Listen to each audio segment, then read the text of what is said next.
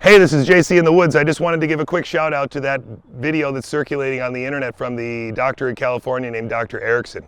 This video is being widely lambasted because he takes statistics from the California hospital systems and from the New York systems and all of the statistics that have been reported from these hospitals and tries to extrapolate to the California state population and the New York state population, and even waxes intellectual about what this might mean for our nation as a whole.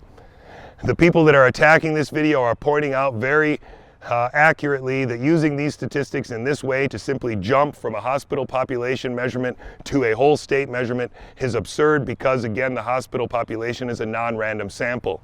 However, there is one giant caveat here. What these critics are not telling you is that we have similar data from influenza from previous years, and we have similar data from unknown COVID viruses from several years earlier, non-identified respiratory viruses, coronaviruses that circulate in the population every year. We have 4 or 5 known ones that we watch circulate every year. And so we have data from these coronaviruses and how their prevalence in a hospital relates to their prevalence in the population as a whole. So we can use these mathematical corrections that we have developed for other viruses in the past in our huge swath of information in the field of epidemiology. We can use this math to use the data that we currently have that we didn't have in January to sort of make a call about how this COVID is actually manifesting itself in the population. And that's what these two doctors are arguing for. They're arguing for the fact that 3 months ago we didn't have numbers. Now we have numbers. Can we learn anything or draw any different conclusions from these numbers?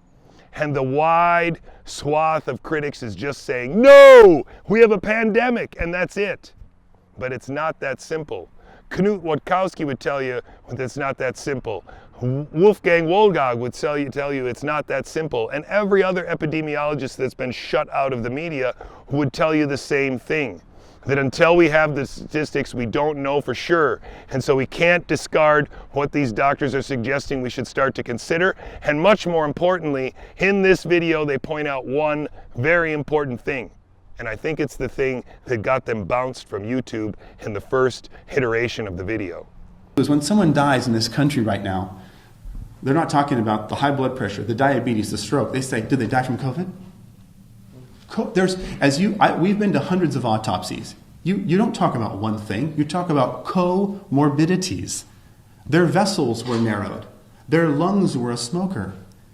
COVID was part of it. It is not the reason they died, folks.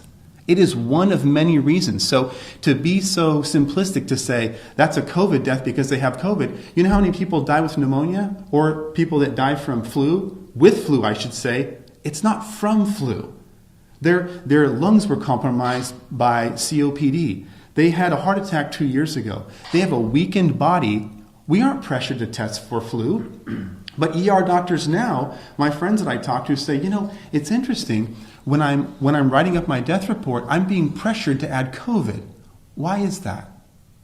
Why are we being pressured to add COVID to maybe increase the numbers and make it look a little bit worse than it is? I think so. So this is what I'm hearing from physicians I talk to in Wisconsin, New York, and everywhere. What they say is that their administrative staff and people in their healthcare clinics are telling them that they're being encouraged to report COVID morbidity. This is what I told you about before, that in the CARE Act there is a financial incentive for hospitals to report COVID deaths. So we are now dealing with a fraction, total number of deaths by COVID, total number of infections by COVID. We are dealing with a fraction whose numerator and denominator is completely unknown to us. And while these doctors are trying to fill in those numbers with numbers that they have, the only critics are taking them down, saying that the numbers that you're using aren't very fair, while not offering you any alternative way to get there. And that's how you know that this is something other than a well-being agenda.